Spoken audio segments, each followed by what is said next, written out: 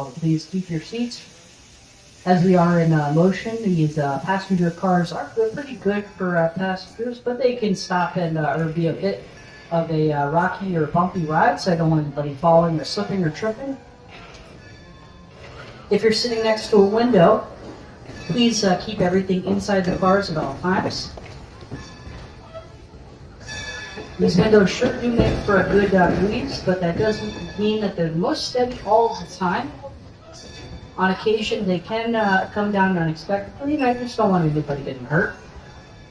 You can listen to the sounds of our steam locomotives as we go through our trip today. 2 blasts of the whistle means we're going forward. 3 blasts means we're going in reverse. 1 blast means we're stopping. And then 2 longs, short and long, means we're going past the crossings. We've got a couple of each of those today.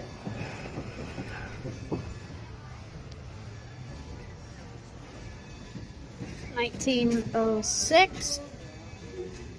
That might say the same thing. The mall is also on part of the Lackawanna shop and yard property. The marketplace at Steamtown, whatever they call it. It's a concrete retaining pool for diesel fuel. Well, I hope everybody enjoyed the ride. What do you expect for a $6 ticket? That was good. No, I'm just kidding. If you look outside the north side of the car, towards that hill, next to the marketplace at Steamtown, that's our destination, going up that hill. But in order to get there, we have to do some switching, which means we're going to go all the way to the west end of our yard, start heading east again, so a zigzag motion. So here we go in reverse now, folks.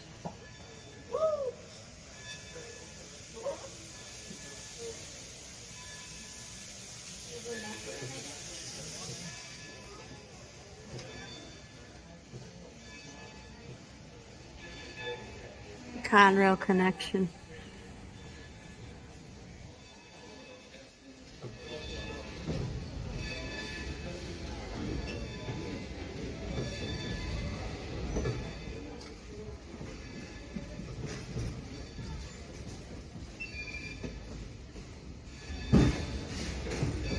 Yep, 1906. This particular rail yard dates back to approximately 1850, so 174 years old.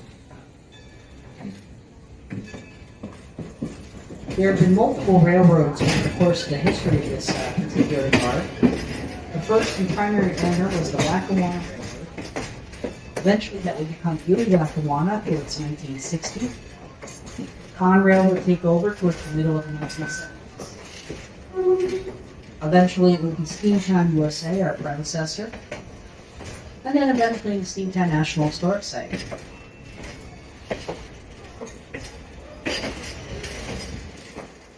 A few cars that protect you from the weather. You can see the Lackawanna Marine in most places around this yard complex. That's a Lackawanna car. There are a lot of historic structures, historic pieces of equipment on the north and south side. Coming up on the north, you can see this ramp going up to the marketplace at Steamtown. Now, the ramp itself is more of a modern creation around the early 1990s to bridge from here to the marketplace. But it's actually sitting in a historic location. It was made to look like something that was once there, and that was a coaling trestle. A bridge-like structure, a small steam locomotive would pull or push a loaded coal hopper up the hill and dump coal into the bunkers at the far end. Other steam locomotives would then be able to pull up and get their coal. 1906. Lackawanna got rid of their steam locomotives by 1953, and so they demolished that trestle shortly thereafter. Across the parking lot on the south side, coming up, you'll be able to see the world's largest steam locomotive, Union Pacific number 4012, otherwise known as Big Boy. That big first engine you saw passing into the parking lot this morning, if you came in on the parking lot.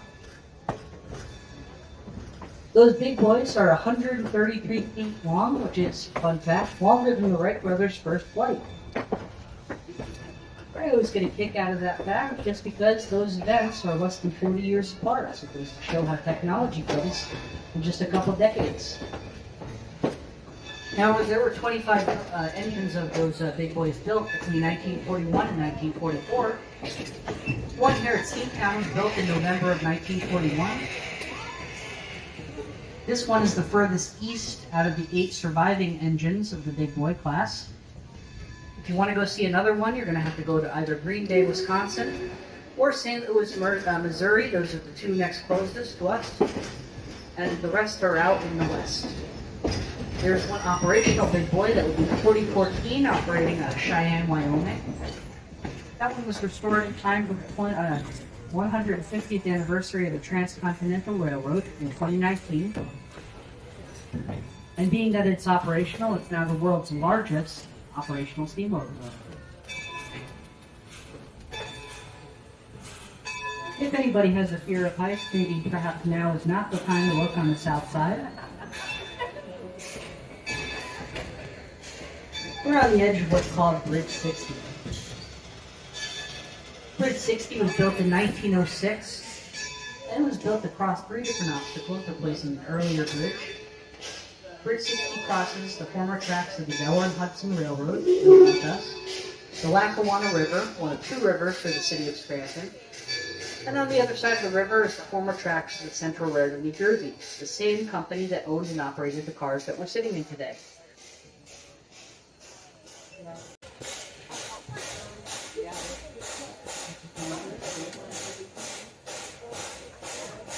Now, Bridge 60 is about as far west as we usually go, or can go rather, inside of our yard. If we were to go on the other side of the bridge, we could get onto the former main line of the Lackawanna Railroad. And if you were to go to the north of that railroad, take it north rather, you could go all the way to Binghamton, New York, crossing over the world's largest concrete viaduct for a railroad, that's the Nicholson Viaduct. And then once we get to Binghamton, we could take it west all the way to Buffalo, New York. The Lackawanna Railroad's claim to fame, or at least one of them anyway, was that it was the shortest and most direct route between Hoboken, New Jersey, and Buffalo, New York. Yeah. Now, the reason those 2 cities mattered so much, Hoboken, New Jersey was the Lackawanna's gateway into New York City. They were not lucky enough to get directly into the city of New York, and so they had to offer the next best thing. To get to across the Hudson, Hoboken, New Jersey, you would disembark your train, board a ferry boat, cross the Hudson, and go into New York City. There's quite a bit of work commuting to and from their home for work. You would do the process in reverse on the return home. Now, if you were a long-distance traveler, if you're looking to travel via the Lackawanna, you would connect with either the Nickel Plate Road, which we are celebrating this year with 759 and engine number 190 over by the turntable and roundhouse complex, those 2 nickel engines. The Nickel Plate Road, or perhaps New York Central, would then take you from Buffalo all the way to Chicago, Illinois. Now, the reason that mattered so much is because Chicago is the gateway for many railroads further west.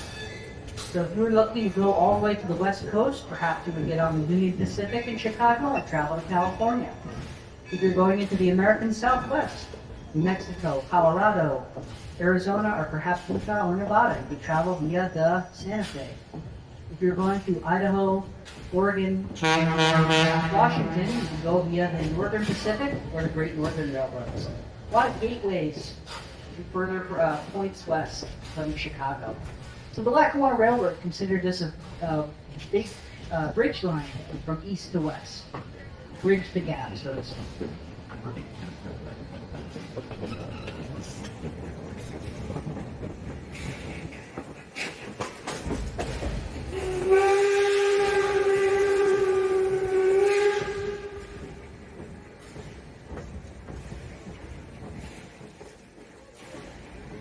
We're now heading eastbound, going up the hill.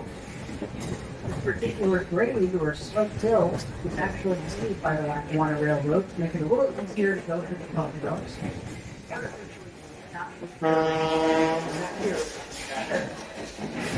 On the south side, you can see those steel and concrete rings that we passed on the beginning of our trip.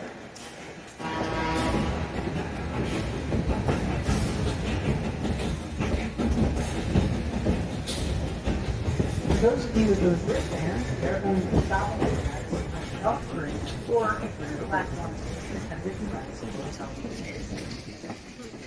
Once we get to the hotel, we will stop number 26. We'll go to the watch to let you all know it's safe. Get up the day. Sure. Get you through the station and see some of the features of the building. For those of you that are staying on the train for the rest of the trip, you get a photo run-by further up the line past the University of Scranton.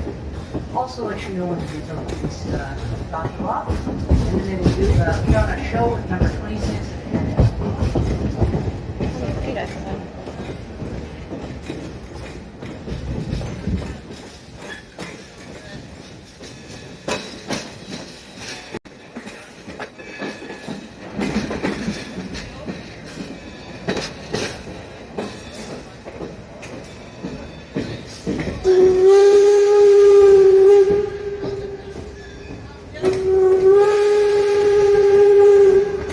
Coming into the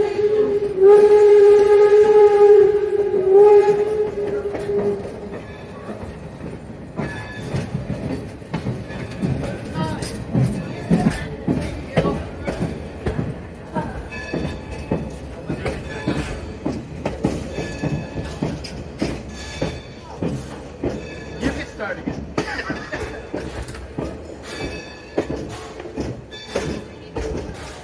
So welcome everybody to the Radisson Hotel, now the formerly the Lackawanna Station. We'll be stopping here in a moment. Number 26 will go to this one. Get out and exit from the rear for those of you who are. For the rest of you, please enjoy the ride up a little bit further up the line for that nice photo run by with number 26.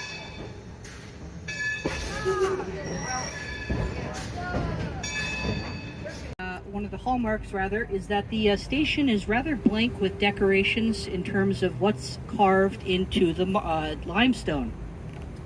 So what that means is that there's only some decorations around the windows, around the cornices, around the corners, things like that. The Lackawanna Railroad wanted to have the station speak out for itself. And so they wanted the structure, the material to really be the one that resonated with people, not so much the decorations that are carved into it. So there are some decorations along the windows themselves, towards the bottom with those geometric designs. But the hallmark of French neoclassical is that it's not very showy. It's just a sort of a blank slate of sorts. But they do have some Greek in them with those columns and things of that nature. Like I said, the Lackawanna wanted to impress people as best they can, so that the people coming in here would be able to talk about it and come back. Now the station was stopped serving trains around January of 1970, and what that means is that that was pretty much the last time it ever saw a train besides us passing by most weekends. But we don't directly serve it. The tracks that exist to the station directly no longer exist. So we just pass on by, but we can't go right behind the station itself.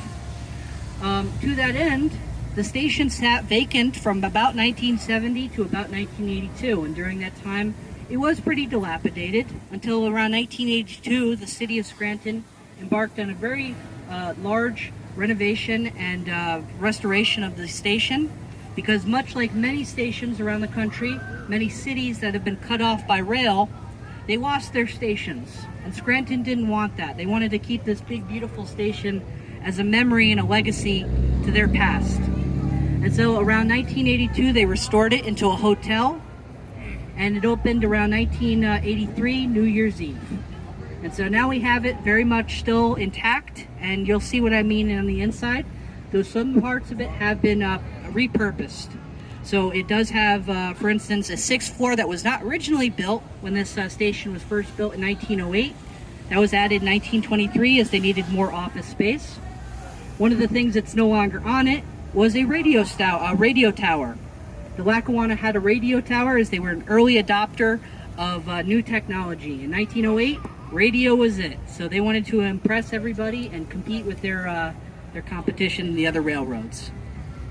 Now what we're going to do now is we're going to take a walk behind the trolley bus where Ranger Allen is standing and go into the corner of the station, and I'll start showing you those beautiful fixtures that I alluded to on the train. So please follow me.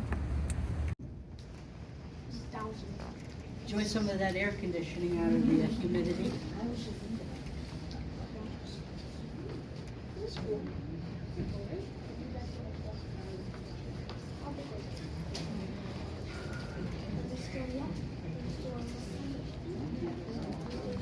In this space was originally the paymaster's office right around this door that currently exists.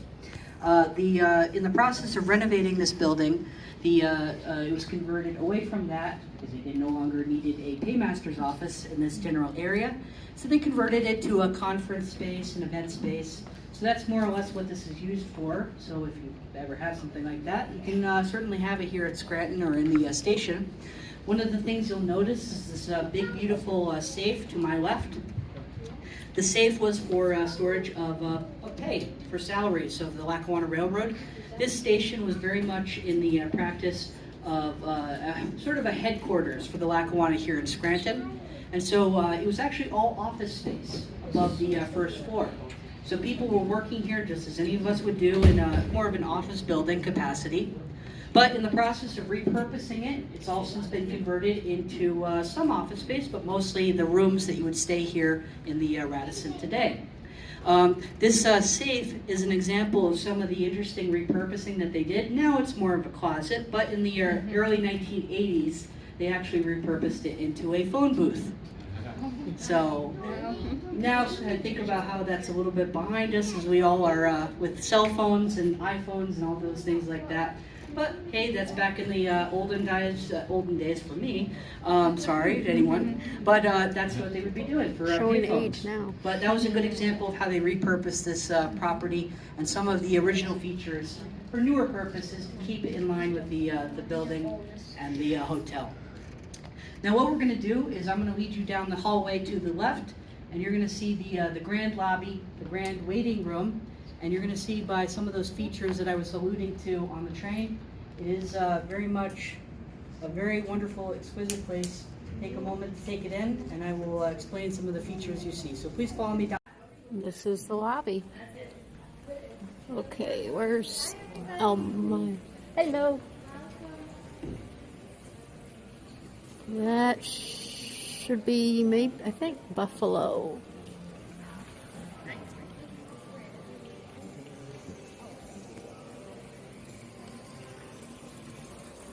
I'll fill in the space around if you'd like to see it. Niagara Falls.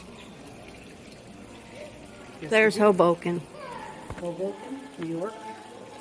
The Delaware Water Gap was right over there. I thought so.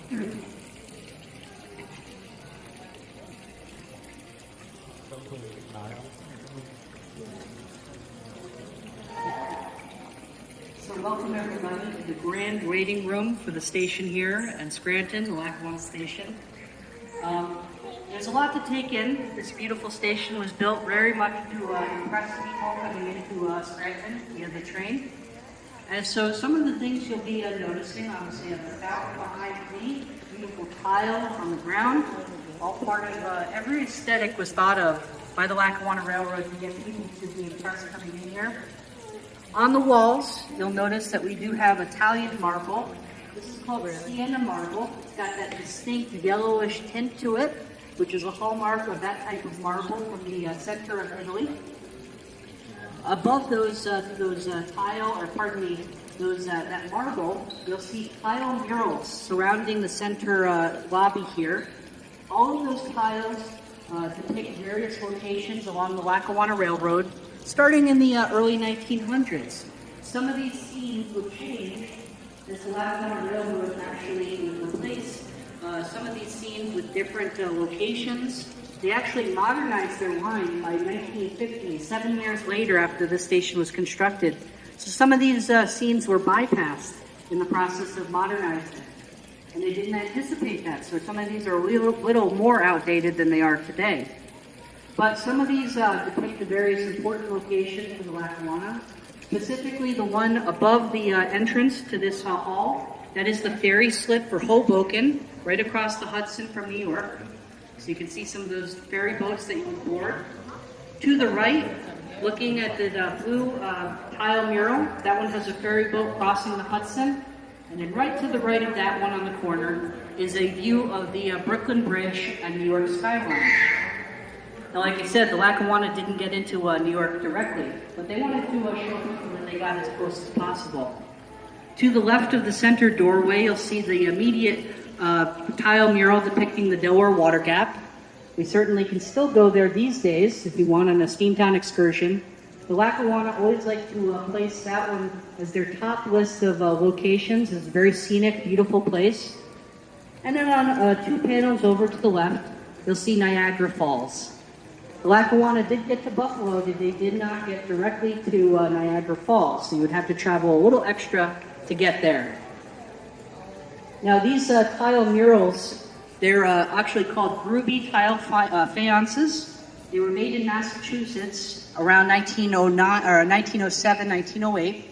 The company that made them no longer existed by 1923. They went out of business. And so these surviving murals are the most extensive collection of that company of these tile murals, all in one building, in one room. Pretty impressive. Above that, if you look all the way to the ceiling, you'll see this wonderful Tiffany stained glass ceiling.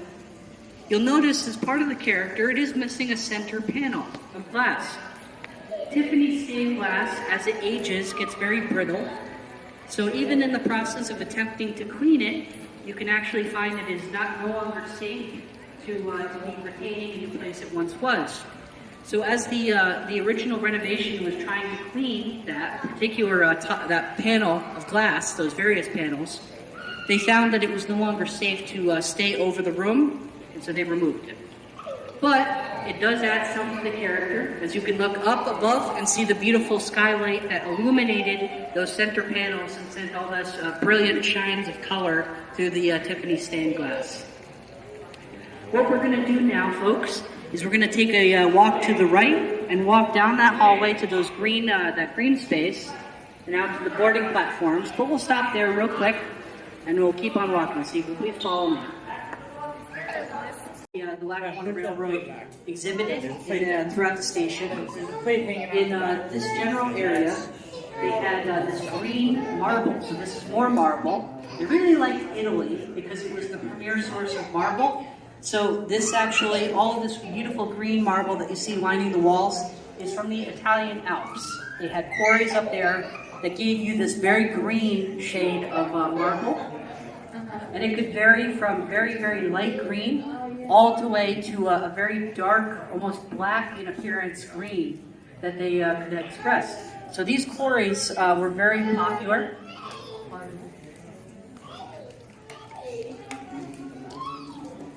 Now, what you'll see is down the hall is we have what's known as tracks. Now, the reason we're not going into tracks is there are people in there enjoying meals or drinks. But the reason I point that out is that tracks actually was the original boarding platform for the Lackawanna station. They have since enclosed it to create more space for repurposed locations along the hotel. But this indeed was the original place to board your trains. And all this green was indicative of the exterior of the building. This hall was inside, but once you get out that door, there's more green, and that was indicative of the rear or train-facing side of the station. And so you can still see some of the original features that enclosed the space originally as a train shed to keep you out of the elements and to keep the smoke out of your near space, right, as you were boarding the train. Now you'll see a little bit of what I mean, because what we're going to do is we're going to walk down this hall and out to the rear of the station, and there is a surviving portion of the train shed that once originally saw all the trains coming in and out of Scranton. So you can please follow me down the hall and right outside.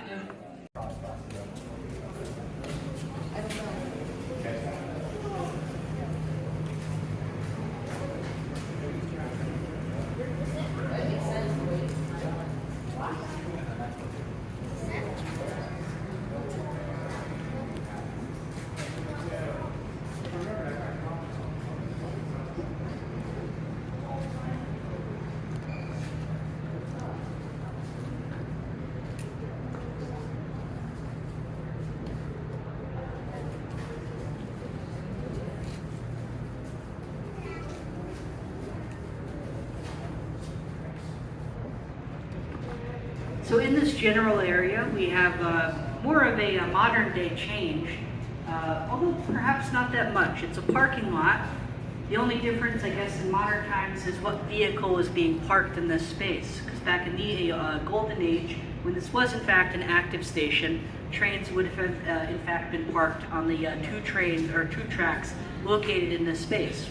Now the reason I can confidently say that there were 2 tracks in this general space is because if you look up towards the ceiling, you'll see these slots going down towards the end. That's if a steam locomotive or a diesel was coming into the space, they didn't want the smoke to collect in the train shed, and so it would exhaust down the slot. This is what's known as a bush train shed, and it was just a development of all these steel pillars with concrete roof and those large slots down the center to get all that smoke out of the way. In this particular space, the trains would have to switch specifically onto it, and what they would actually park here are the sleeping cars that would be coming in and out of Scranton. So if you were an engineer on a train coming in and out of this little yard just outside the station here, you had to be very, very good at your job. You had to be a gentle touch with the coupler because you didn't want to wake those passengers because they were coming in at the middle of the night and had to get onto a different train. So your job was to gently attach your engine to the sleeper car, move it gently onto another train, and make sure you didn't jostle those passengers and waking them up in the middle of the night. Because guess what? They would complain to the railroad that they got woken up at the station. And so they didn't like that. But this is the particular section of the station where they would have done that. The train shed at one time extended out about a track or two, a track and a half, pardon me. What that means is one track was fully covered and the next one adjacent was half covered, as they would have boarding platforms. And they would just basically allow the trains to come into the station. You would be able to be out of the elements. It would still be pretty cold in the winter. Of course, you can't get rid of that. But you wouldn't be rained on or perhaps snowed on in this general area. Now, when we go down the hill, you'll be able to see an elevated track section to the north of us. So just looking towards this way as we go back down the hill. And that used to be the elevated passenger tracks for the station. That allowed the passenger trains to go through the city of Scranton at speed, upwards of 80 miles an hour, down the tracks, all the way to Bridge 60, and north all the way to Binghamton. So if they didn't want to stop at the station here, they didn't have to. And so that's been severed partly because they did some major redevelopment in the early 1990s. But the station has more or less been kept intact in a lot of ways. And we're very happy to have it here as a historic part of the city of Scranton because it means that we have our original station and it's a lot of character here to the city. So I'd like to say thank you all for joining us for the program today. We're going to take a walk behind the station and hopefully get right back on our train. I say hopefully, we're going to get back on our train. Please follow me. Known as commuter coaches. They were owned by the Central Railroad of New Jersey. They served in New Jersey, in most cases, 50 years. The coach, the far end, the 303, was built in 1923, so it is 101 years old. And the two closer engines to the engine are both, closer plunges to the engine are 100 years old, both being built around 1924. They served most of their lives as commuter service, and eventually around the early 1970s they started getting replaced by the CNJ and New Jersey Transit, but that wasn't the end of their story. The reason we have them still is because they were built so well and lasted so well over that time that they went to across the country to many different historical societies and museums as very good passenger cars for tourist operations. And so where you would have only found them in New Jersey to start, now you can find them in California, in Mexico, and in Canada. So they got pretty, they traveled pretty far for cars that were made for New Jersey service. To the south of us, on the last segment of the this little shuttle before we go back into the roundhouse, we have these concrete rings. These are retaining pools for diesel fuel. Inside of them, the Lackawanna put steel tanks for diesel for diesel storage. If the steel tanks ever leaked, instead of going into the ground, it would be collected by these retaining walls. Now, the National Park Service found that those steel tanks were not doing so well in the 1980s when we came in 1986. So the decision was to scrap those, but keep the concrete rings as a reminder of the transition from steam to diesel.